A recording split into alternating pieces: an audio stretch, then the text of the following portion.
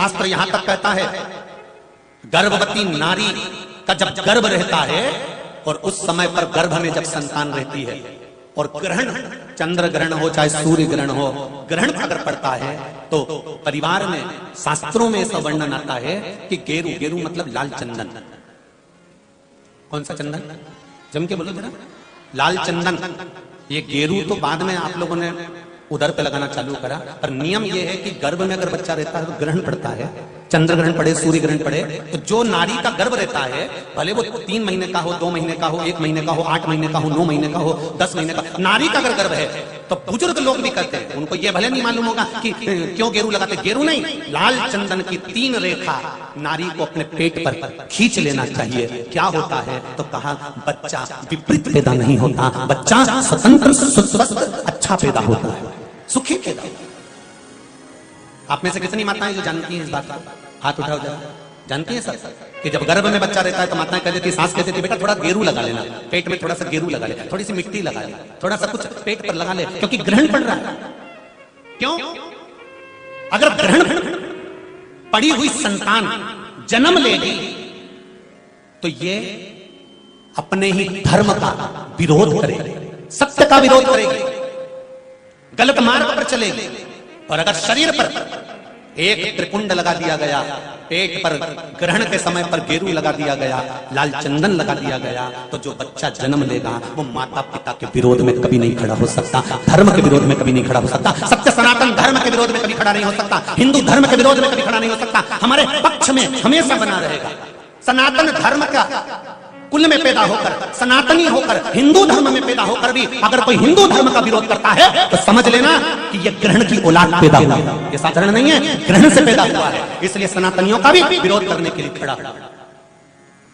और आप सबसे निवेदन है, जब ग्रहण पड़े गर्भ पर, भले गेरू की 3 लाइन खींच लो, चाहे लाल चंदन की 3 लाइन खींच लो, पर अपने गर्भ पर गेरू लगाना जरूरी होता है, क्योंकि बच्चा अपने माता पिता की भी नहीं सुनता अगर ग्रहण का भाव उस बच्चे पर पड़ जाए।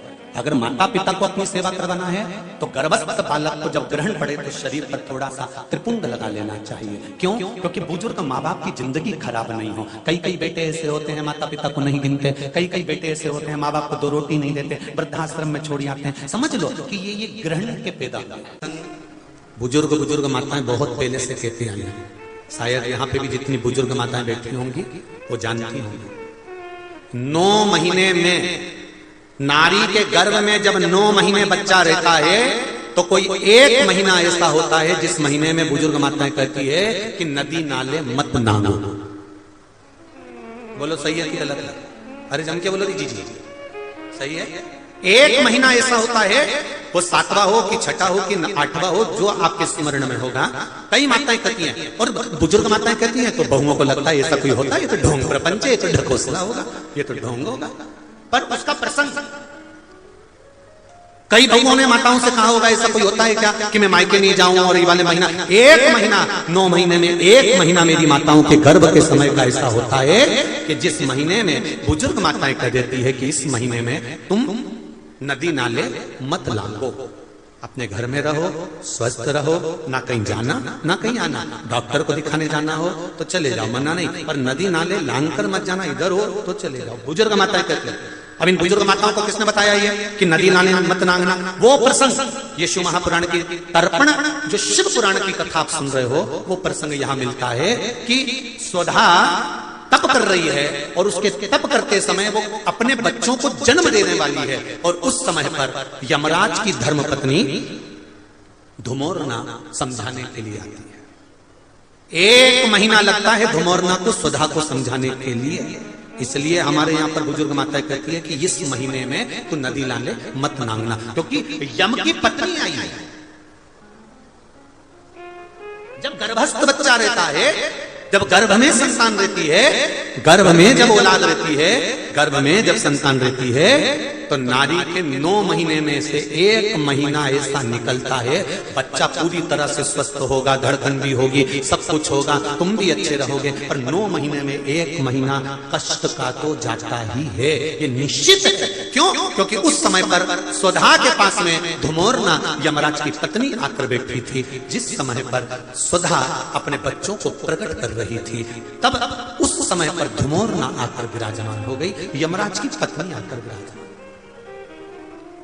अब नई नई बहुएं तो इस बात पर विश्वास नहीं करती हैं, पर मुझे आश्चर्य इस बात का होता है कि बुजुर्ग माताएं कितनी विद्वान होगी पुराने समय की, कि उनको शिव महापुराण की ये संवाद धुमोरना का यमराज की पत्नी का किसने सुना होगा।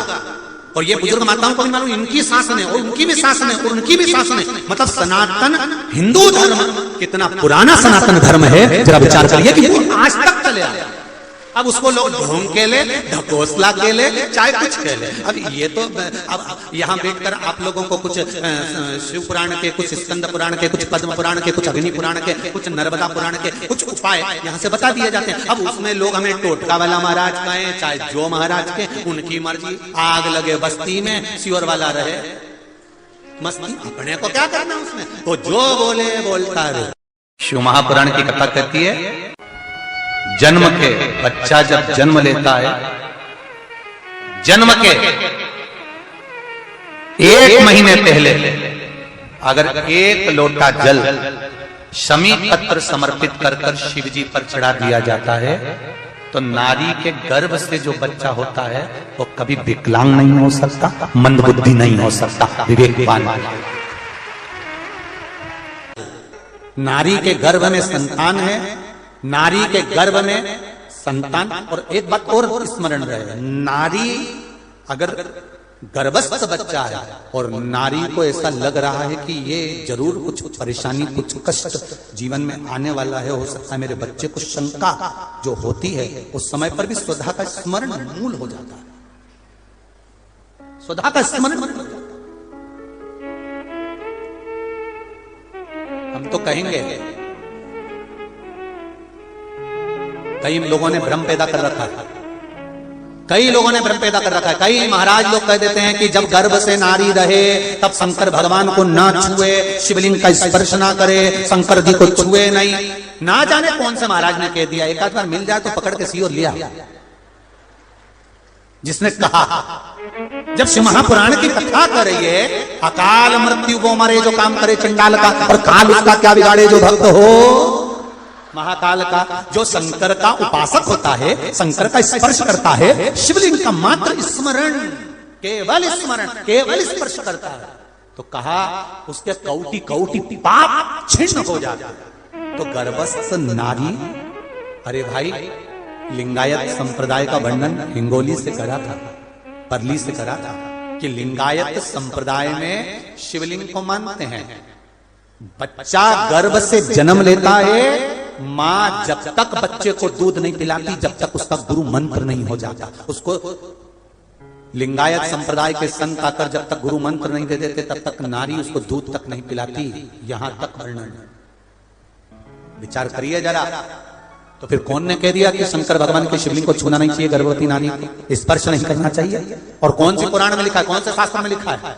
यहां शास्त्र कह रहा है, शिव महापुराण, स्कंद पुराण, लिंग पुराण, नर्मदा पुराण, पद्म पुराण वर्णन करती है। आप दिल से, हृदय से, चित्त से शंकर भगवान की आराधना कर सकते हो। हाँ, नारी अगर गर्भस्थ बालक है और उसको चिंता है, बहुत टेंशन है, और उसके साथ शिव की आराधना कर रही है, तो बाबा के ऊपर एक बेलपत्र भी अगर वो चढ़ा रही है चावल के दाने के साथ, तो ये निश्चित है कि स्वधा उसके गर्भ की रक्षा करती है और बच्चा समाप्त नहीं हो सकता, ये निश्चित है।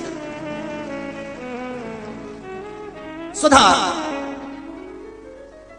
तप करी, साधना करी, और तप साधना कर कर स्वधा के सम्मुख में 3 बेटियां प्रकट हो गई हैं। वो 3 बेटी है महाराज, 3 बेटियां प्रकट महाराज, मैना, धन्या और कला, ये 3 बेटियों का प्रागट्य सम्मुख में हो गया। आप देखेंगे कल की कथा में कि मैना, धन्या, कला, इन तीनों के नाम से जिसको स्वप्न में सांप दिखते हों, मरे हुए व्यक्ति नजर आते हों, या घर में बार बार घात आ रही होती है, तो पितरों की 3 लड़कियां, मेना,